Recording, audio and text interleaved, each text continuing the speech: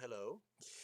Welcome to Hi. this little interview to discover today the character of Sorsha Delany. So, welcome, Gab. Welcome to the this thing. So, this is an ongoing series so that the folks following can get to know the characters that we as players and GM discovered during the Waterdeep campaign. For those who might be looking straight into my lovely eyes, you might notice a bit of makeup. That was because I was helping host a zombie run today. We are filming today on Halloween, and so don't mind it. Don't. I know it gives me a little Tim Burton look, but I make it work apparently. But You do. anyway, anyways, thank you. Anyways, so let's. The idea is to try and to get this under 30 minutes, and for me to talk as the least as possible. I'll do my best. So, Gabby, let's start with the first question, which is who is Sorsha Dragonsinger Delany? Well, Sorsha Delany, first who became Sorsha Dragonsinger, is humble or not so humble bard Mhm. in the city of Waterdeep. And she came from below Waterdeep, to be exact. She's a changeling, a special one for her kind. Yeah. So what we did when we created your character, and we might, was the idea is you wanted to play a changeling. Changelings don't really exist in the campaign of of Faerun or Waterdeep, but there are doppelgangers. So we decided that you were actually a very strange child born of a doppelganger family who nicknamed themselves changelings. Exactly. And because of that, maybe because of other thing, I don't know. She is hunted, and she has a whole family of changeling with her, protecting her. I think the rest of the story will come in future quests, so I won't expand it right now. Okay. But yeah, she's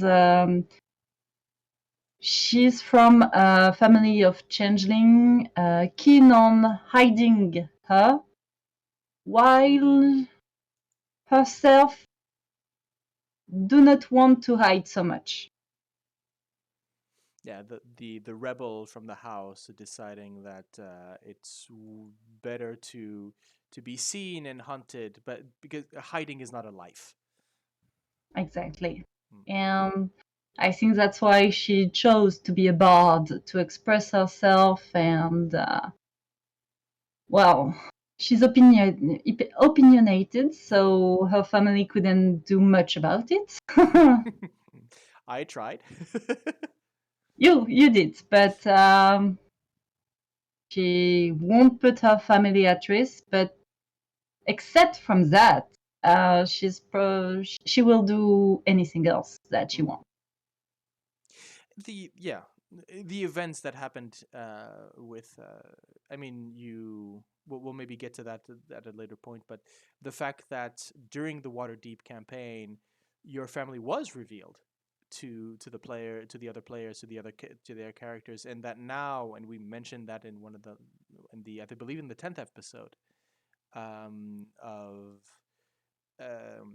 Tomb of Annihilation, that these changelings have now become official workers for the city as bodyguards and body doubles for the nobility during the death curse.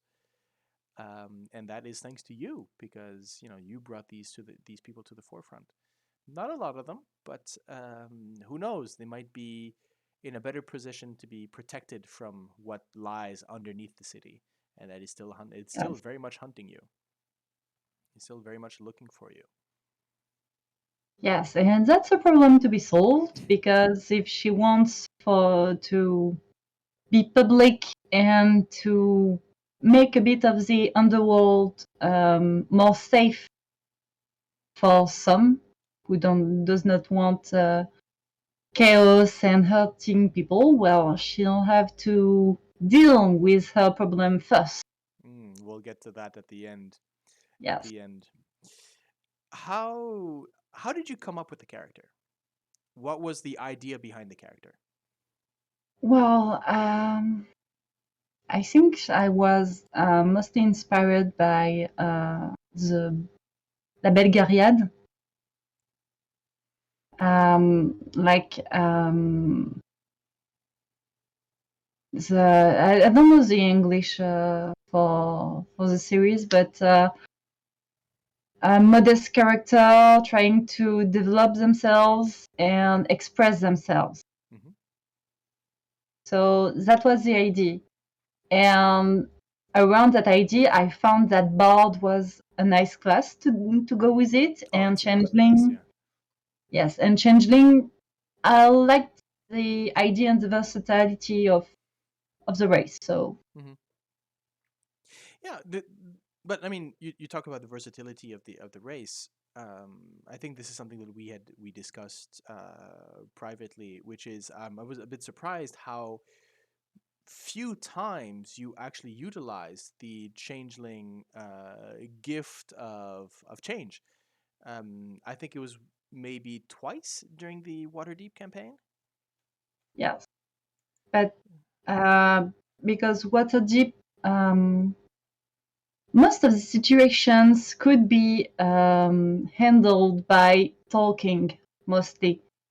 Mm-hmm. So all the situations were handled either by talking or by drawing arms.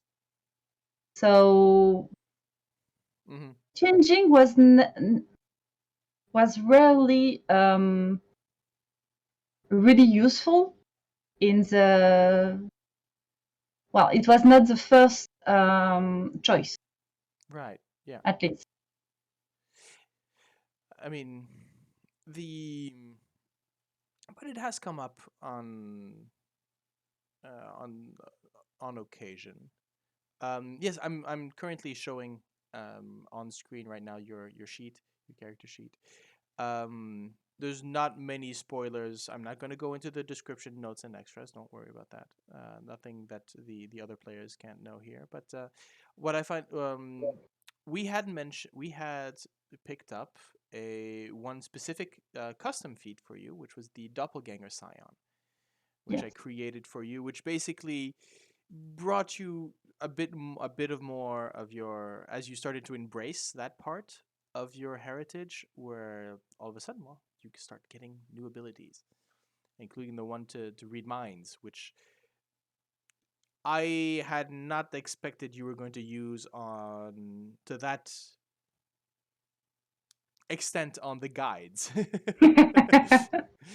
So Well, yes. I failed most of my roles on that. So Well, they no, it's not that you no, they're the ones making the rolls, so it's for them to resist, which Eku did with, you know, I think Salida as well. I think she resisted as well. yeah, yeah, I think I succeeded on one, That's possible. I think it was the waiter. Oh, but or Inete. I think it was Inete. I don't know. You just saw the one. VODs. You people saw the VODs. You tell us in the comments. Um. Anyhow, but yeah, it was But so. it helped in Waterdeep, the detect thought. So I think I protected Heinrich from certain deaths, Nice. thanks to that. Uh-huh. And actually, good segue into the next part. Um, so, we've played through the Waterdeep Dragon Heist campaign. The people that are watching here have not. What's what's one? Okay, we all know what is the event for Sorsha Dragonsinger because she got her name from it. Yeah. Um, but what what notable event, if there was something that's sort of character defining, or something that really, as for you as a player or as a character, one or two notable events in the career of you playing this character during the last campaign? the first big event for Sorsha, I believe, was Manticore event, Yes. because that's when I fully embraced the vocal thing, the vocal expression of my character, with the whole Manticore is falling down, falling down. Yeah. So for context, you were on a side quest going up the mountain. That's over water deep, and you fell into an ambush for a bunch of kobolds that were serving the lord with many teeth, which happened to be a manticore. And as the manticore flew to basically throw its spikes at you, you brought it down with Tasha's hideous laughter. And it plunged in down into the waterfall and down onto the rocks below. And I think it managed to get up, but not very far. Yeah, basically Um, it rose, but we just achieved it. hmm. Yeah, it was definitely on a moment for me as a GM where I'm going, I don't know if I should love or hate my player for doing this. It was a grand moment. Yeah, no, it was a great moment. Yeah, I remember I think all of us were laughing. We was going, no, seriously, come on. I was looking at that role and I'm going, no. Fully expecting the paladin or the mage to snipe, to fire, to snipe this thing, and all of a sudden brought back, but just because he had a case of the giggles. Was a bit humiliating for the Manticore, whose head is on your wall, Yes. back at Trollskull Manor. The chimney mantle. Yeah. Yep, yep, yep. And the second one, well, it was a longer moment, I believe. It was the Heinrich arc with his family.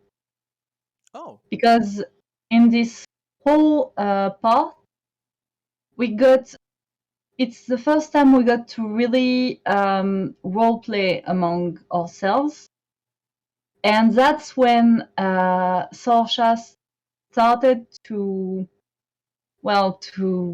attack Heinrich with her Yes. joke and Mama Sing, and the Mama Sing began because Heinrich's mother despised Sorsha first time. Yes, Yeah, yes. There was a moment where so the way we had written uh, Lady Thunderstaff was very protective of her child because as a political beast, as a political animal, she wanted to make sure that her son would marry somebody important to the family and would bring and so having this bardic floozy come in with her wiles. Yes, she did not see with a kind eye the fact that Heinrich was associating with lesser people. yeah, And I mean, the fact that, okay, Gale is a cleric, fine, right? Mercenary, well, I married a mercenary anyways, but yeah, but a bard, bards have bad reputations. Yeah, so it was fun for me to play that. I think she has changed opinion on that. yeah. She has changed when she gained her name Yeah. Dragonsinger, but first encounter she despised her and she mentioned it. That's quite So, possible, yeah. well, not great introductions, and Yeah. It was, yeah. No. Okay. I so that's the moment where you started, yeah, where you basically started that relationship with Heinrich, yeah, which is sort of that playful banter and this, and we've seen a few since you've joined the Chultian Peninsula. So the people watching will probably see where that comes from. But yeah, yeah, I remember that it was something about Heinrich being a mommy's boy that really got him, and that started that whole thing off. Yeah, I remember that. oh yeah, you even proposed me to make uh, what is that spell? I forgot. Oh, vicious mockery. Yeah, vicious mockery of one of her jokes. Yeah, but that would have been I enjoy PvP if it's definitely sort of role playing, and I find it interesting that it's you, because we haven't really been able, we've explored some of Sorsha's past and Yeah. relationships with Caleb. So the I mean, I was quite surprised when you decided you were looking for some an extra waiter for the tavern, and you said, I know someone, and you said, okay, and so we discussed that you were going to bring in one of your doppelganger friends, doppelganger family, into the actually your mentor, one of your mentors, Yes. into the thing. And I was going, okay, how is this going to go about? That scene when he where he was revealed with the lantern above the Yeah. thing, that was interesting. um yeah, it's, I mean, we could there's a lot of good moments. I um don't think all of the party member recovered from that, do actually. you think there's still some how do you mean? I think they were surprised by Caleb's change of attitude, his protectiveness towards Sorsha, and they were put off. And they were more careful, definitely around Caleb later on. mm. Mm. But now he's on the other side of the world, and most likely in wearing a nobleman's skin, or woman. Yep. What's but let's talk because we're talking about how, you know, lasting impressions and stuff like that. Is there anything that you would like to explore um in Sorsha, in the current campaign? So in the jungle, in this, is there anything that you would like to sort of bring out or explore? Yeah, I think Sorsha in the jungle, far from people's eyes, really, and judgments and the underdog and everything. She's kind of wanting to be really her changeling self, and she's fighting it because that's not good, but no, I really want to do it. And there's been a bit of pointy fingers and glowing eyes going on in the latest episodes, but she didn't go all the way. So maybe she will, Mm-hmm. maybe she won't, but there's definitely something going on in her mind about So what do you mean? What accepting do you mean? fully who she is. So what do you mean about that? I mean, what for you is her changeling nature? What makes her changeling? What traits and attributes are from her changeling heritage? Well, the only time she revealed herself in changeling face, Mm-hmm. there was a big blank. It was uncomfortable for everyone, and Right. she did not reveal herself since, but she would love to be herself, her full self, Hmm. with the fear, even with the fear that accompanies it. So you mean physically, as in assume the base, the pale skin, the Yeah, to be able to reveal your real appearance? yes. I mean, here's a question: how much importance does Sorsha put onto appearances? Except for her true appearance, not much. Hmm. Because it doesn't mean anything when you can change your appearance at will. Yes, but which means that how do you so if your appearance isn't important, I mean, if your base appearance is one of the precious secrets that you only give to people who you really trust, how does Sorsha perceive the appearance of others? It Does doesn't she matter. does she? So she doesn't judge a book by its cover. She No, knows that there's always something deep. Okay, she interesting. knows better Okay, on that point, at least. yeah. Okay. Anything else you maybe? So we were talking about. I mean, how would you explore the different relationships with Vroon, with Gale, Heinrich? Um, how do you see that going? Are there any aspects of that you'd like to explore, or is that part of the spoilers? I think with runes there is big discussions to be Yes. happening. With Gale, I think they are kind of in the same wavelength since Mm. the beginning. They don't have the same approach on things, but they understand each other's. Mm-hmm. When there's a decision to be made, they are kind of um, uh, I don't know how to describe it, but Yeah, you're on the same there's wavelength as yeah. usually they. Yeah, yeah, you're in accord. Um, because we've had, I mean, the discussion with Vroon. So, with regards to inviting the flaming fist to the fire. Um, it's strange because Gale was also one to say, "I don't want these people," right? Hmm? So how do you perceive, because you've clearly, the way you're saying things is that you're more perceiving, okay, I need to have this conversation with Vroon, but Gale, you have that kind of same and opposition there, but you feel that you're not necessarily. It's funny. They said this pretty much the same thing, but you're interpreting it differently according to who it's from. Find that Yes, fascinating. because Sorsha and Gale, I think, would be compromising, while Mm, Rune yeah, wouldn't. and he has his reasons, which we'll probably discuss in the next Surely review. it's not a judgment of anything, Yeah, but yeah. um, if there were an argument between Gale and Sorsha, there will be compromise.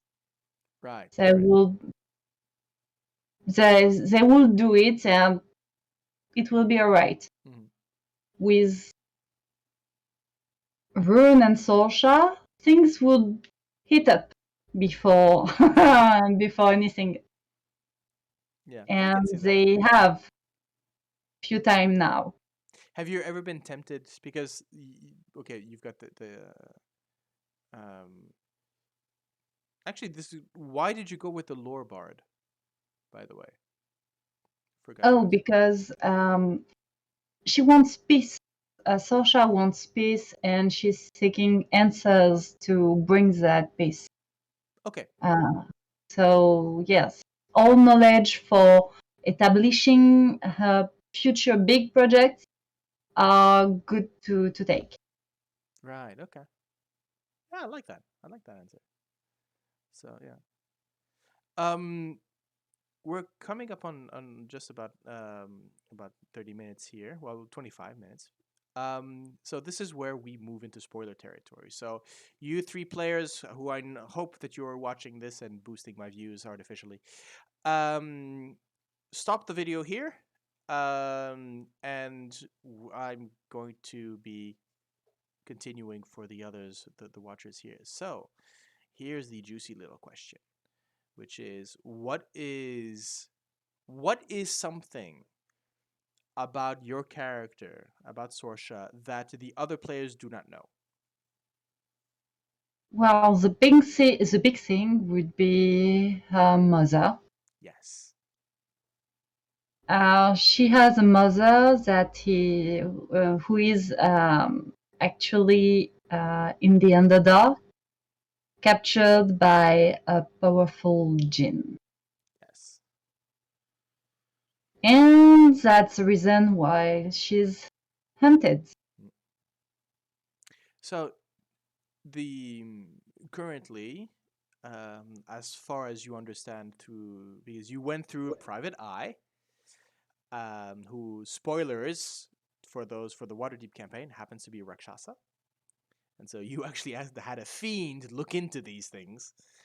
And he has his ways. Told you a bit that currently you are currently the Jinn, the one, the unnamed, mostly because I don't think I have a name for him yet. Does No, not know I that have a name. you have a name. Yeah, in I my think we notes. came I up with have, a name. yeah. Basically doesn't actively hunt you because he doesn't know you are alive. But that might be changing because of things.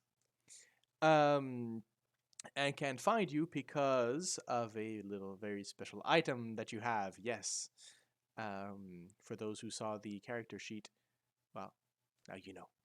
By the way, the I believe the other three players know that you have it, but the characters don't, which is interesting. Yes. But is there anything? And we should, Sorsha, survive the trials of the Tomb of Annihilation. I believe I am currently working on rescuing the rescue to go down to get the mother and to defeat that particular Jinn, that particular collector. So yeah, that's something that There I'm will working be on. blood. Oh, there will be blood. Blood in the street of Skullport, and knowing Skullport, it's not going to be it's going to be just another Tuesday. Yeah, that would probably be violent considering her non-love for dark elves. Mm. Well, the Skullport is not all elves, but No, but there will be definitely a whole bunch of them. mm.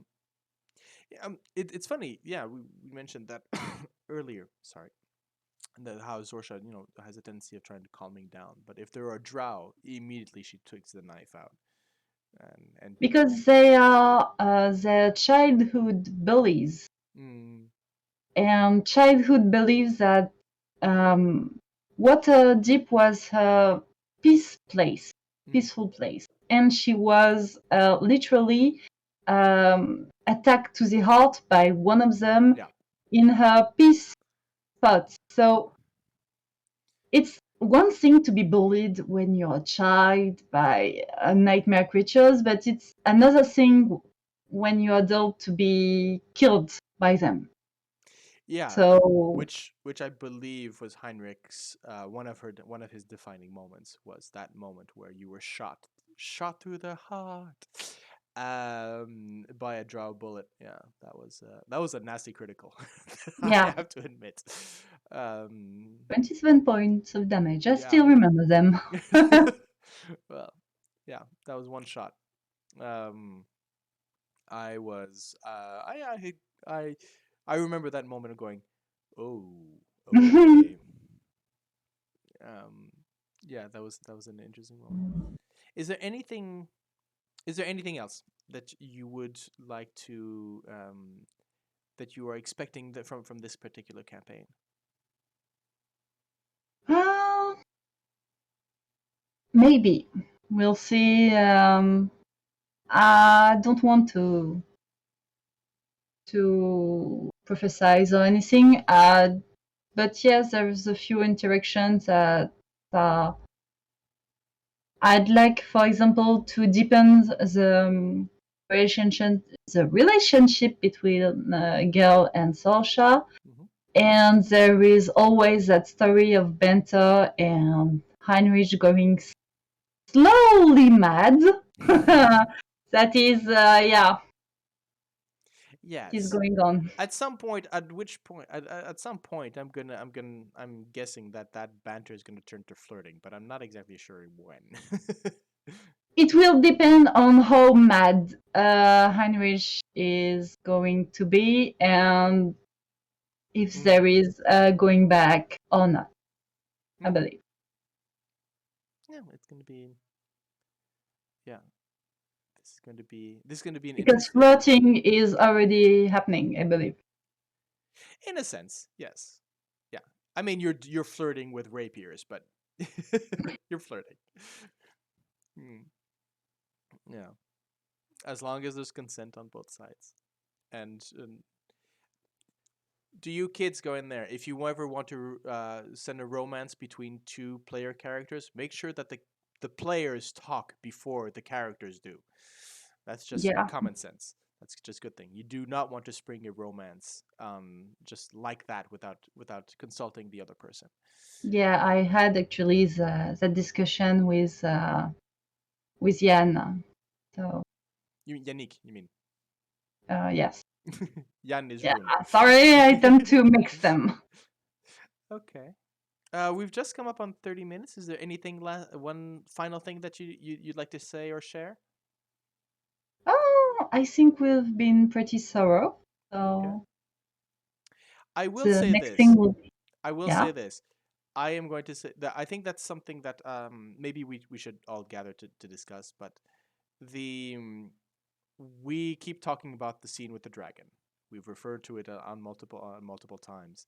So just yes. so that people have a reference to what that is, do you want to describe what happened that night? I think you should probably describe it. Okay. So so feel free to correct me if I'm missing anything. You had been asked by the Black Staff, the Vajra Safar, to investigate the possible appearance of a brass dragon within the Bay of Waterdeep. But technically, she didn't even know it was brass. She just said there's something scaly in the waters. I want you to have a go look at it. You had interrogated a few with the help of Gail and her contacts on the docks. You managed to rent a light skiff and to move into the area where the sightings had been done. And wandering about in the fog that started to build up, you were wondering is it how to get the dragon's attention. And that's when I believe one of you made a history check or nature check on dragons, and they discovered that, well, they enjoy music. And you decided at that point that you were going to stand up on the boat side and start singing in Draconic to try and at least catch the dragon's attention. And then I had you roll a performance check, and I think you rolled something along the lines of what, a 27? I think the first one was at 28 or 29, Yeah. very close to a 30. I think it was. I mean, I'm looking here. Your performance is plus 11, so you might. Yeah, it was something along those lines. It might have been a bit less because you were lower levels, but anyways, believe me, I think you'd rolled a natural 18, and with an Yeah, incredible. Um, so yeah, at that point, I pretty much looked at the camera and said, "Give me 2 minutes because I need to describe this." And so, as your voice went through the fog, the slowly this bubbling, glittering form rose up from the depths, and you discovered a friend who came in to listen to you and asked if you were here to give him tribute, because that's what you oh do to yeah. dragons. That's what he'd been told. And that's when basically the group, and you always say, oh, the bard seduces the dragon. In this case, the bard actually adopted the dragon. Oh yeah. And you became then the first of his chorus, the Sorsha Dragonsinger, responsible to him. And you made that position very, very clear to Laurel Silverhand when you met her later on, and saying, no, the dragon, if you want to talk to the dragon, you go through me. I don't care who you are. I believe I said that kind of thing to her a few times. Well, not to her a few times, but a lot of nobles who wanted to get in on the dragon action, where you were going, no, it's me. He's mine. Um, and then there was the whole thing with the gold dragon, which, Yes. yes. Anyways, she Sorsha's always been one to try and be the center of attention, even when if she shouldn't. So that was fun. I really enjoy this character of yours. And then I named my pet Gazel Literal. Yes, that was just the final straw. Um, yes. I think she will hate me for that. Oh, most likely. Most likely. Okay. On that note, thank you for this little interview. I have now done 2 out of 4. Need to work on the others. As we're recording, episode 10 it has was just set up a few days ago. So please, guys, review it, share it. While we are doing this for ourselves, it's fun to have to get the appreciation from other people. So thank you for joining us in this exploration, and talk to you soon. Bye bye.